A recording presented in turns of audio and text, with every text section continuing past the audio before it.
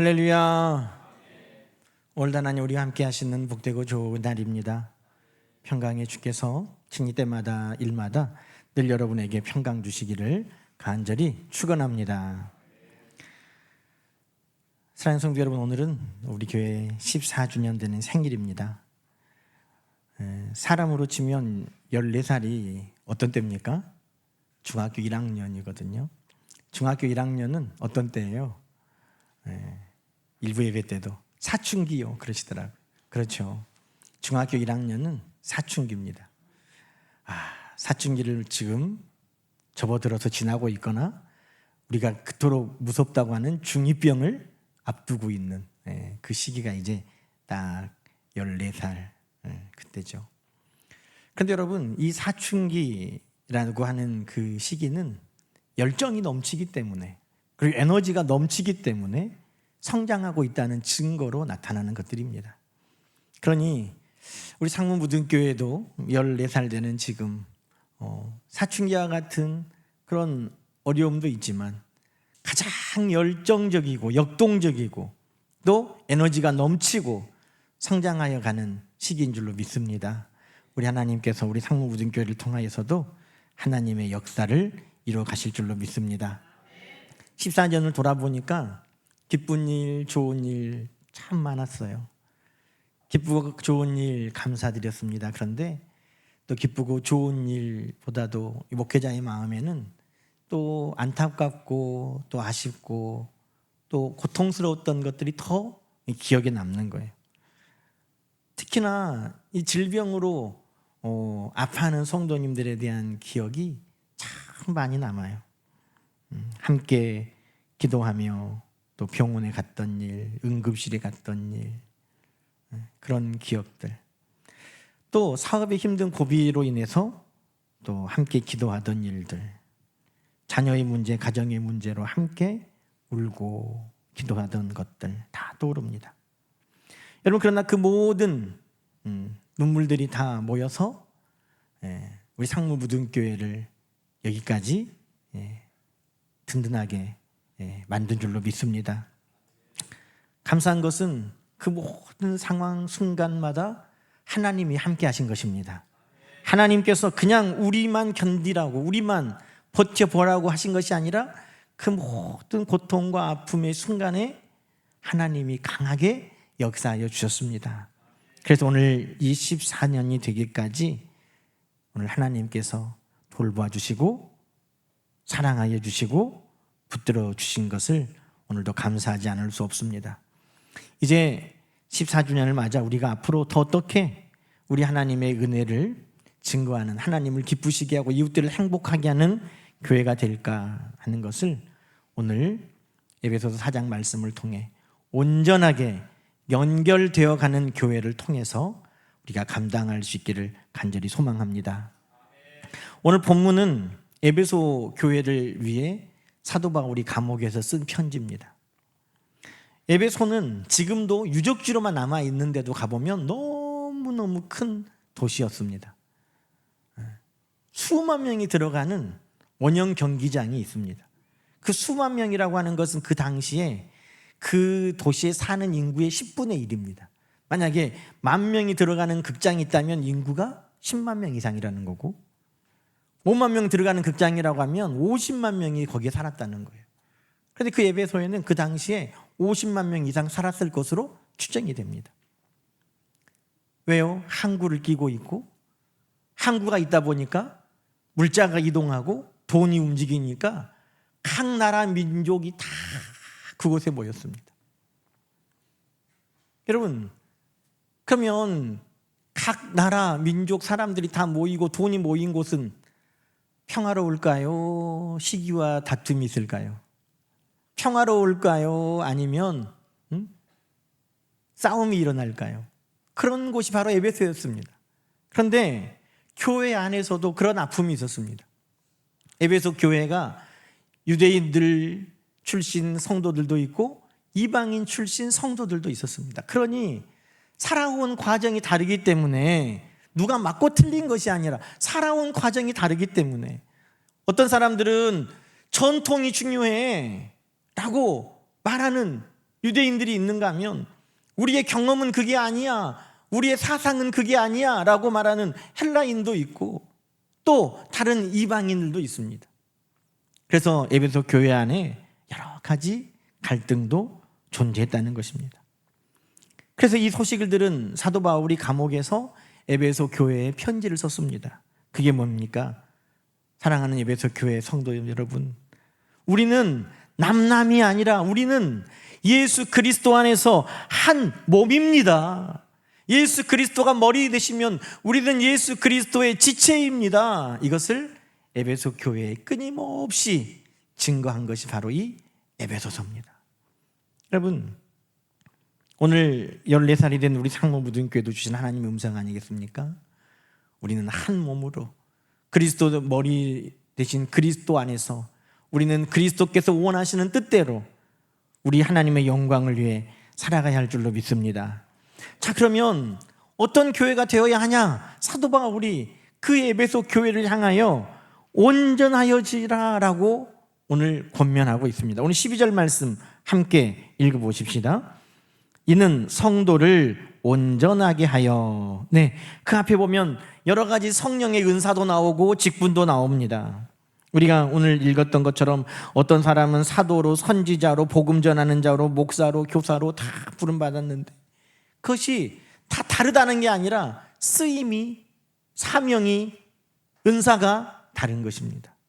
그런데 그 모든 것을 통해 주의 몸된 교회를 위해 세우셨는데 온전하게 하기 위해서 주의 몸을 온전하게 세우려고 하셨다는 것입니다. 여러분, 이 온전하다는 말이 13절에도 나오죠. 온전한 사람을 이루어 그리스도의 장성한 분량에까지 자라나라 그럽니다.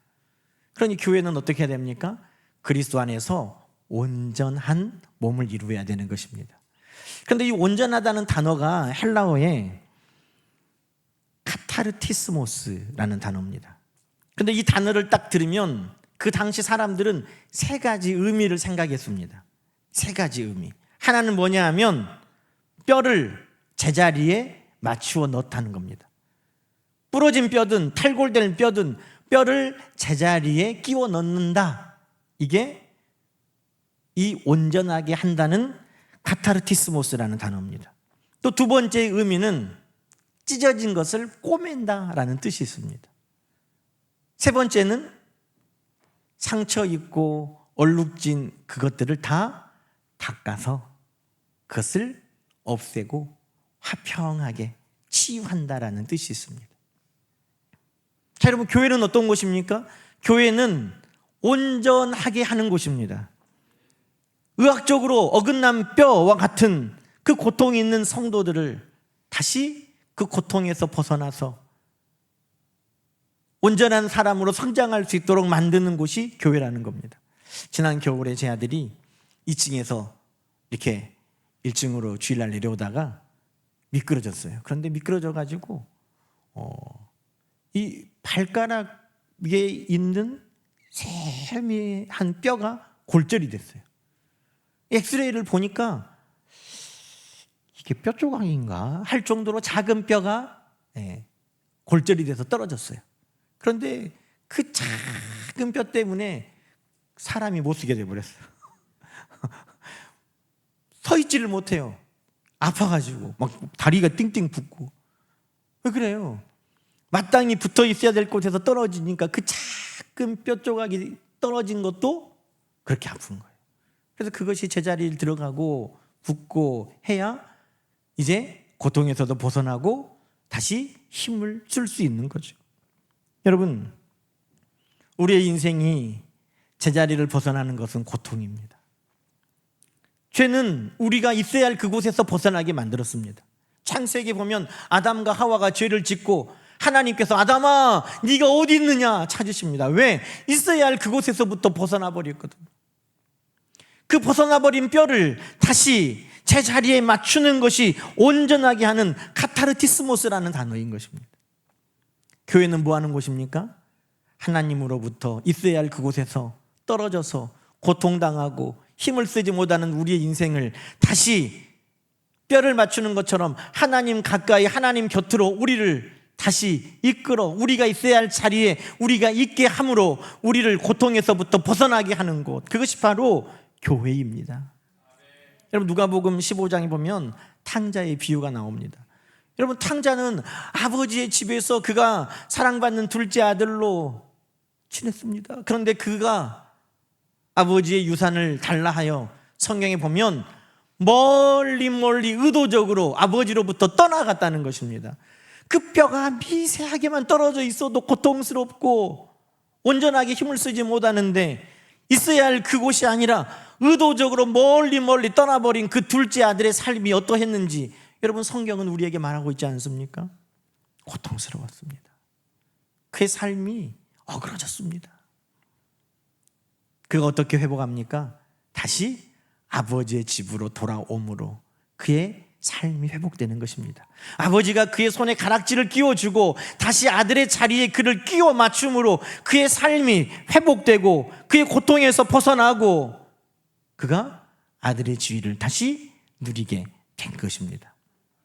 여러분, 우리 중에 상당수도 우리가 있어야 할 곳에서 벗어나고 하나님의 자녀의 자리에서, 예배의 자리에서, 우리가 신앙의 자리에서 벗어났을 때, 그때 하나님께서 우리를 다시 상무무등교회를 통해서 하나님께로 다시 우리를 붙여주신 은혜를 우리는 14년 동안 누려온 것입니다. 그래서 교회는 어떻게 보면 영적으로 정형외과예요. 우리가 하나님께로부터 탈골되고 때로는 부러져서 떨어져 있던 우리를 다시 하나님께로 예수 그리스도를 통해서 붙여주신 줄로 믿습니다. 또 이 온전하게 하다는 것은 찢어진 것을 꼬맨다고 했잖아요. 여러분, 우리가 성경 베드로와 또 야고보와 요한을 부르실 때 그들이 뭐하고 있었습니까? 마태복음 4장에 보면 야고보와 요한이 그물을 깁고 있는 것을 보시고, 거기에서는 그물을 깁다 했는데 똑같은 온전하다는 단어를 썼습니다. 그러니 이 온전하다가 뭐라고요? 꼬맨다라는 것입니다. 여러분, 꼬매지 않으면 아무리 물고기가 많아도 담을 수 없는 그물이 되는 것입니다. 꼬매지 않으면 하나님이 아무리 많은 축복을 부어주셔도 그것을 담을 수 없는 그릇이 되는 것입니다. 그래서 성경에는 뭐라고 말합니까? 구멍 뚫린 전대라고 하는 것입니다. 아무리 하나님이 복을 부어주어도 그것을 담아낼 수 없는 인생, 그것은 찢어진 인생입니다. 여러분, 우리는 세상의 실패와 경험을 통해서 믿음은 던져버리고 우리의 견고했던 믿음이 쫙 찢어져 버립니다. 그 찢어진 믿음에는 어떤 축복도 담을 수 없습니다. 내가 해봤는데 안 되더라. 해봤는데 그것은 힘들더라. 그것은 세상의 실패와 세상의 경험으로부터 찢어진 우리의 영혼과 마음입니다. 여러분, 그것을 예수님은 꼬매기를 원하시는 것입니다. 그래서 우리를 주의 몸된 교회에 보내셔서 말씀을 통해 그것을 꼬매는 것입니다. 하나님의 말씀은 활력이 있어서, 하나님의 말씀은 생명력이 있어서, 하나님의 말씀 안에 그 믿음의 역사가 우리에게 들려지고 믿어질 때 사람으로는 할 수 없었던 것을 하나님은 능히 하실 수 있는 그 믿음으로 말미암아 우리 안에 하나님의 복을 담아가게 하시는 것입니다. 여러분, 우리 가운데 증인들이 다 있잖아요.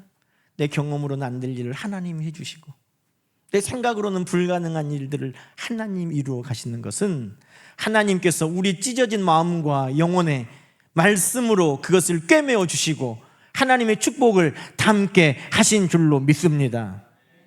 그러고 보면 교회는 정형외과이기도 하고 또 실력이 좋은 수선실이기도 한 것이죠. 마지막으로 교회는 켜켜이 쌓여있는 아픔과 그 죄의 때를 닦아내는 것입니다. 에베소 교회에는 유대인과 이방인들이 도저히 섞일 수 없어서 서로 갈등하고 미워함으로 쌓인 상처가 있습니다. 아픔이 있습니다. 그것이 원한으로 남아있을 수도 있습니다. 결코 용서 못하는 미움과 증오로 남아있을 수도 있습니다. 그러나 여러분, 예수 그리스도의 피는 그 모든 것을 닦아내시는 것입니다. 죄인된 우리를 위해 흘리신 그 보혈은 사람의 힘으로, 인정으로는 해결할 수 없는 그 원한과 미움을 다 닦아내는 겁니다. 여러분 2년 전에 경복궁에 빨간 페인트로 낙서한 거 기억나십니까? 와, 어떻게 그럴 수가 있을까 할 정도로 그냥 경복궁 벽에다 그렇게 써놨는데, 여러분 그거 어떻게 했죠? 지금도 있던가요? 제가 서울 가봤는데 없어요. 여러분 만약에 어떻게 그걸 닦겠습니까? 그걸 다 돌을 쪼개가지고 없앨까요? 고압 세척 물을 쐈을까요? 아니에요. 그 복원 전문가들이 미세한 붓과 면봉이나 뭐 이런 걸 가지고 세밀하게 그것을 닦아내가지고 그것을 흔적도 없이 지워버렸습니다. 사람의 기술도 그 오래 묵은 유물 위에 덧씌워진 그 붉은색 그 오염된 페인트 낙서를 지우는데, 예수 그리스도의 십자가의 피가 우리 안에 켜켜이 쌓아져 있는 아픔과 증오와 미움을 닦아낼 수 없을까요? 그래서 아픔이 있고 미움이 있고 증오가 있는 이들이 교회에 나올 때 예수 그리스도의 사랑을 받아들이게 되면 그 미움이 녹아내리고 증오가 녹아내리고 사랑하는 자로 변화되는 것입니다. 그것이 바로 우리를 온전하게 하시는 역사인 것입니다. 그러니 성도 여러분, 오늘 상무무등교회를 통해 하나님께서 14년 동안 이루신 일들이 바로 이런 일이었습니다. 뼈가 부러진 것처럼 고통 가운데 하나님으로부터 떠나 있고 멀리 있던 나를 주님께서 가까이 부르시고 찢어져 버려서 하나님의 복을 담을 수 없는 내 인생에 말씀으로 다시 꿰매어 하나님의 복을 담게 하시고, 인정으로 해결할 수 없고 내 힘으로 해결할 수 없는 그 아픔과 미움과 증오를 다 녹여내게 하신 그것이 하나님의 온전케 하심인 줄로 믿습니다. 여러분, 우리 상무무등교회가 이 땅에 있는 그 모든 날 동안 우리는 이 사명을 앞으로도 잘 감당할 수 있기를 주의 이름으로 축원합니다.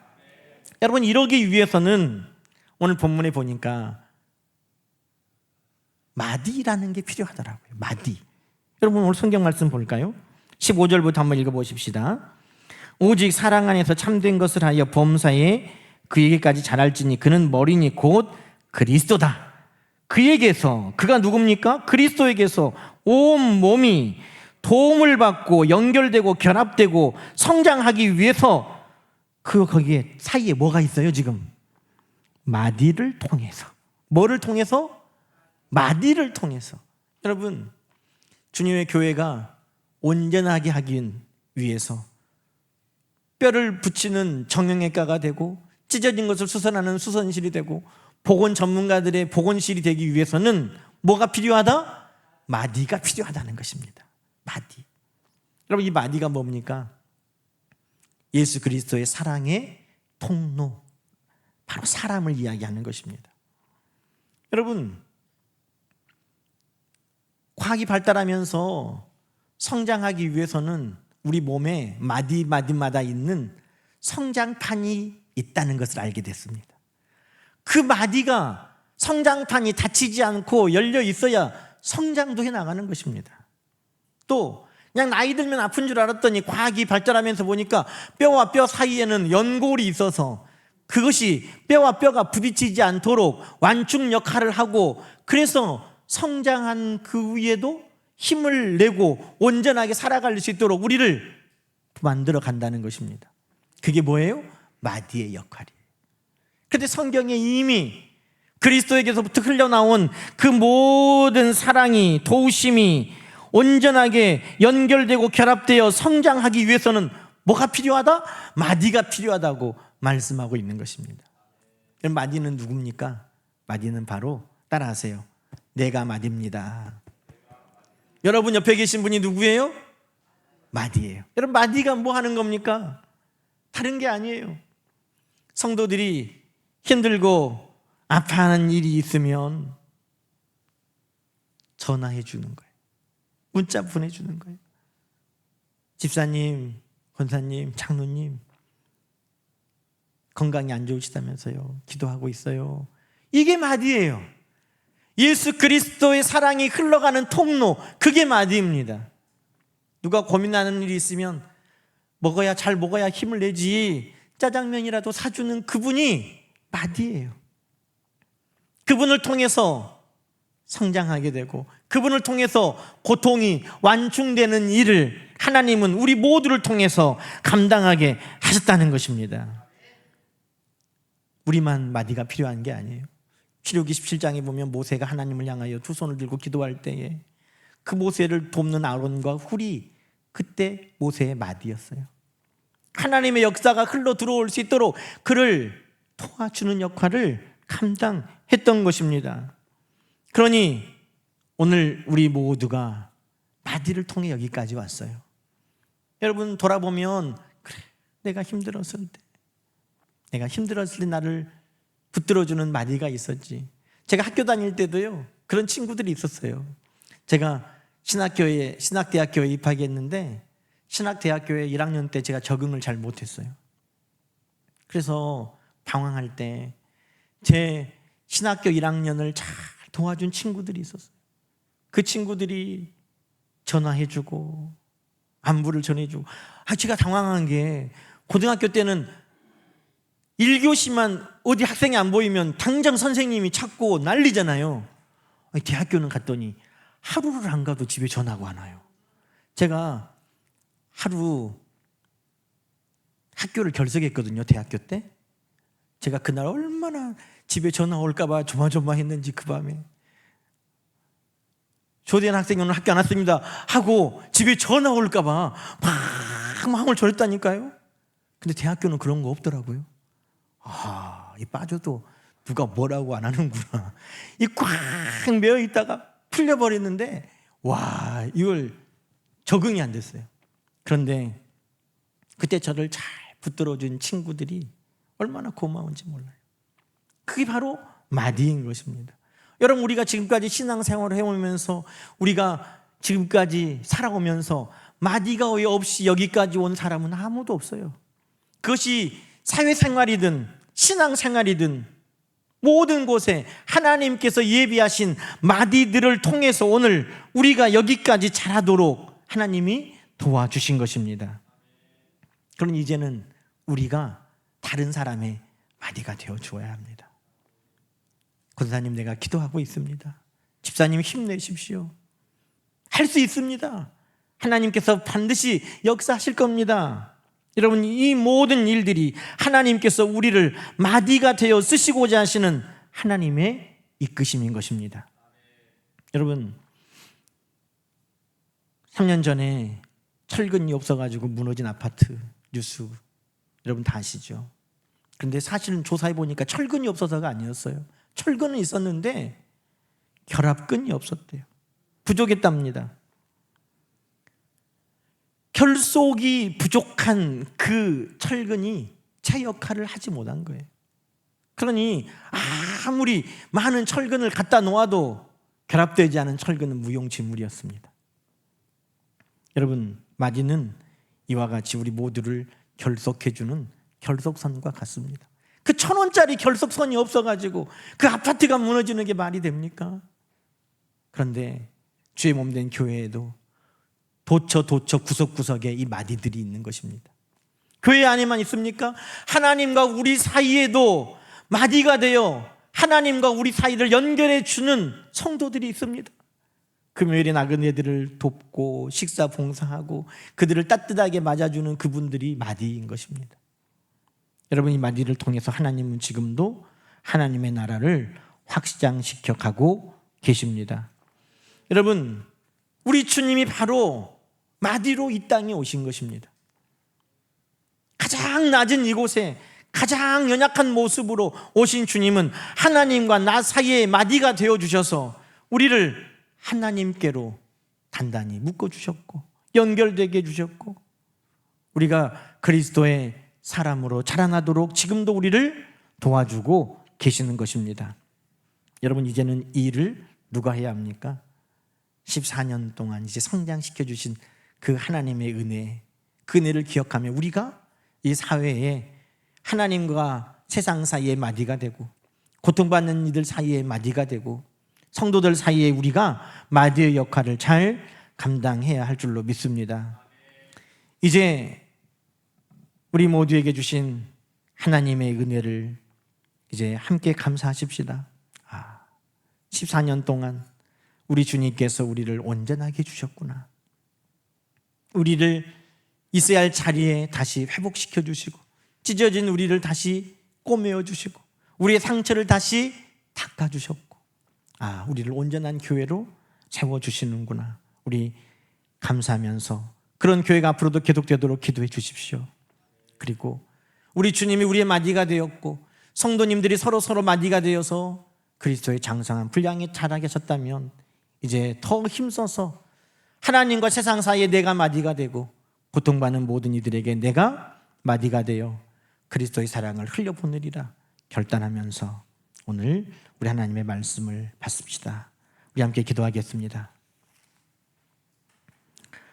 하나님 아버지, 감사합니다. 14년 동안 우리 상무무등교회가 때로는 영적인 정형외과가 되고 수선실이 되고 보건실이 되도록 우리 하나님께서 사용하여 주신 것을 감사합니다. 온전하게 하시는 하나님께서 우리 상무무등교회를 통해 우리의 모든 성도들의 삶이 온전하게 되게 도와주셔서 모든 고통에서 벗어나고 온전하게 설 수 있게 하여 주시고, 찢어진 모든 삶이 메워져 하나님의 복을 풍성하게 담게 하여 주시고, 하나님 모든 아픔과 상처가 싸매어지고 회복되는 역사가 있게 하옵소서. 서로 마디가 되어 지금까지 하나님 나라에 견고하게 세워지게 하시니 감사합니다. 세상과 하나님 사이에도 우리가 이 사명을 잘 감당하게 도와주시고, 내가 이제는 마디가 되어 고통받는 모든 이들에게 따뜻한 말과 손을 내밀 수 있는 하나님의 선한 도구가 되게 도와 주옵소서. 예수님의 이름으로 감사하며 기도드리옵나이다. 아멘.